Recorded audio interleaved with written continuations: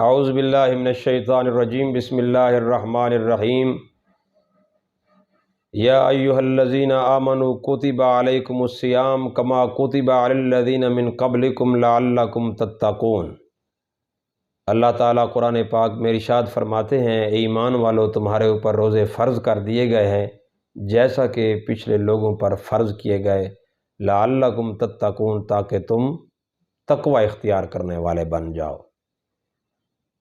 اللہ تبارک و تعالی نے ہم سب کو اپنی بندگی اور عبادت کے لیے پیدا کیا ہے، اور اللہ کی عبادات میں سے تیسری بڑی عبادت یہ روزے کی عبادت ہے جو رمضان مبارک میں اللہ نے ہم سب پر فرض فرمائی ہے۔ روزے کا لغوی معنی کیا ہے؟ عربی کے اندر یہ لفظ ہے صوم۔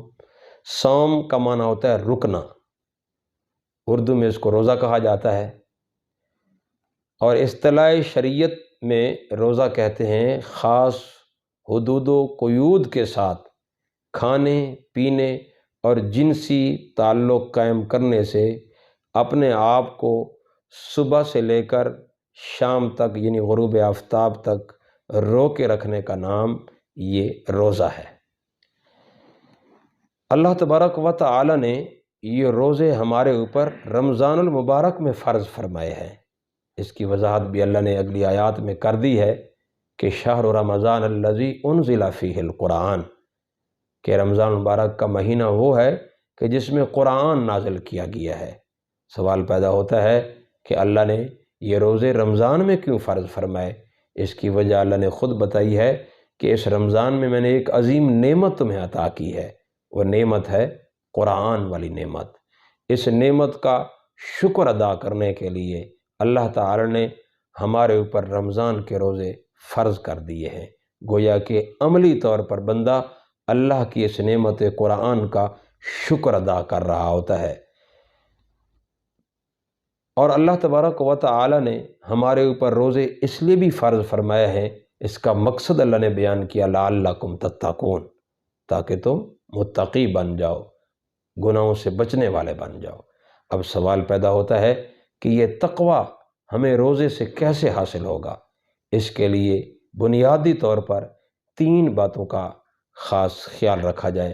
اگر ان 3 باتوں کو مد نظر رکھتے ہوئے بندہ روزہ رکھے گا تو یقیناً یہ روزہ اس کو ضرور تقوی تک پہنچا دے گا۔ سب سے پہلی بات یہ ہے کہ روزہ دار بندہ جب اس احساس کے ساتھ روزہ رکھتا ہے کہ وہ اللہ تبارک و تعالی کے حکم کے پیش نظر چند حلال چیزوں سے بھی اپنے آپ کو روک لیتا ہے۔ دیکھو، کھانا حلال ہے، پینا حلال ہے، اسی طریقے سے میاں بیوی کا جنسی تعلق قائم کرنا بھی یہ حلال ہے، لیکن اللہ تعالیٰ کے حکم کے پیش نظر رمضان کے اندر دن بھر میں ان تینوں چیزوں سے اپنے آپ کو روک لیتا ہے۔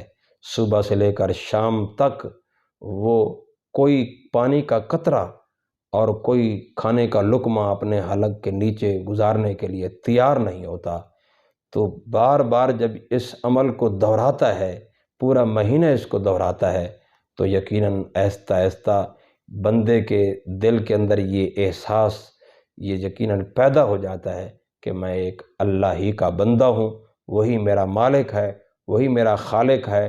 اس نے مجھے جب حلال چیزوں سے روک دیا ہے، میں رک گیا ہوں، کھانے پینے سے جنسی تعلق سے رک گیا ہوں، تو بہت ساری وہ چیزیں جو اس نے میرے اوپر زندگی بھر حرام کی ہیں، جو منہیات ہیں، جیسے اس نے مجھے جھوٹ بولنے سے منع کیا، اس نے غیبت کرنے سے منع کیا، اس نے بدگمانی کرنے سے منع کیا، بد نظری کرنے سے منع کیا، بے حیائی کرنے سے منع کیا۔ کتنی منہیات ہیں جن سے اللہ تعالیٰ نے ہمیں روکا ہے، دھوکہ دینے سے، فراڈ کرنے سے، 2 نمبری کرنے سے، ملاوٹ کرنے سے۔ ان تمام تر گناہوں سے ہمیں اللہ نے ہمیشہ کے لیے روکا ہے۔ تو پھر اس کے دل میں یہ احساس پیدا ہوتا ہے، روزہ دار کے دل میں، کہ میں جب کھانے پینے سے حلال چیزوں سے روک گیا ہوں تو میں کیوں نہ باقی معاملات میں بھی اللہ تعالیٰ کی اطاعت کرنے والا بن جاؤں، اس کی فرم برداری کرنے والا بن جاؤں۔ تو گویا آہستہ آہستہ جب بندہ روزے کے ساتھ اس طریقے سے دن گزارتا ہے تو اس کے دل کے اندر، اس کے دماغ کے اندر، اس کے جذبات کے اندر یقیناً بندگی کا ایک شعور بیدار ہو جاتا ہے، شعور پیدا ہو جاتا ہے، اور پھر وہ ہر گناہ سے اپنے آپ کو بچانے کی کوشش کرتا ہے۔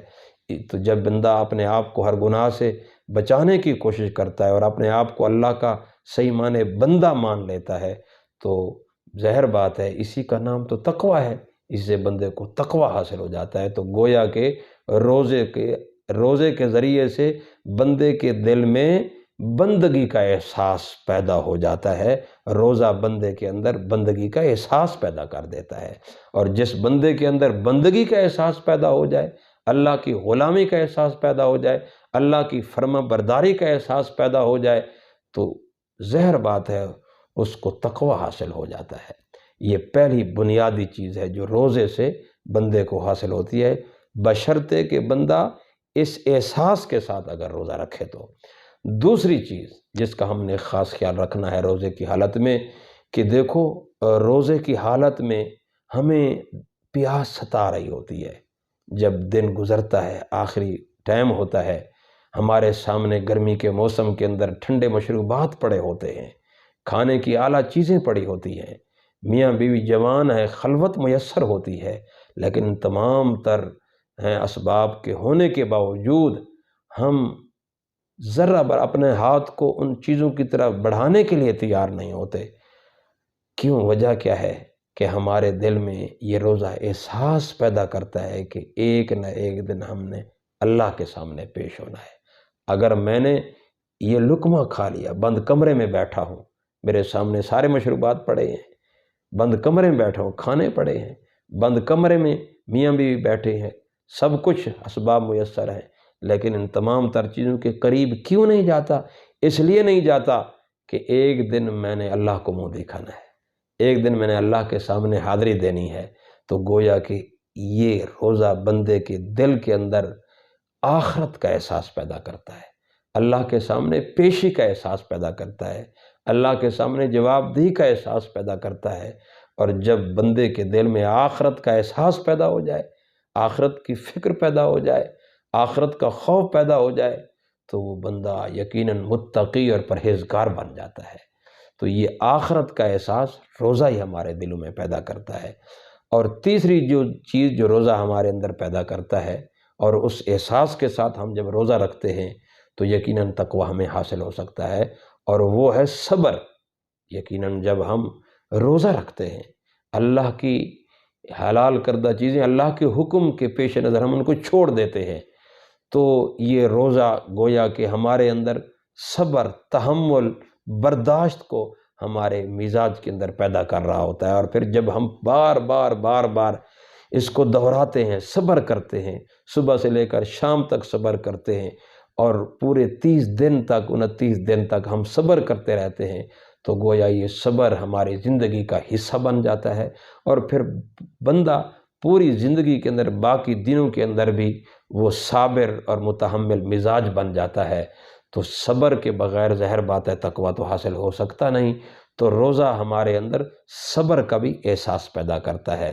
تو گویا کہ روزہ جب بندہ ان تینوں شرائع احساسات کے ساتھ، یعنی روزے کے ذریعے سے بندگی کا شعور پیدا ہو جائے، روزے کے ذریعے سے آخرت کی فکر دل میں پیدا ہو جائے، روزے کے ذریعے سے صبر اگر حاصل ہو جائے، تو یوں سمجھو ان تینوں چیزوں کے حاصل ہونے سے لعلکم تتقون جو مقصد ہے تقوی کا، وہ ظاہر بات ہے یہ خود بخود بندے کو حاصل ہو گیا۔ اللہ تعالیٰ سے دعا ہے کہ اللہ تبارک و تعالی ہمیں ان تمام احساسات کے ساتھ روزہ رکھنے کی توفیق عطا فرمائے، اور روزے کو اللہ تعالیٰ ہمارے لیے ڈھال بنا دے، جیسا کہ حدیث کے اندر آتا ہے کہ الصوم جنۃ، رسول اللہ نے فرمایا روزہ کیا ہے؟ ڈھال ہے۔ تو ہم اس کو اسی حیثیت سے ڈھال بنا سکتے ہیں۔ اللہ تعالیٰ ہم سب کو عمل کرنے کی توفیق عطا فرمائے۔ وما علینا الا البلاغ المبین۔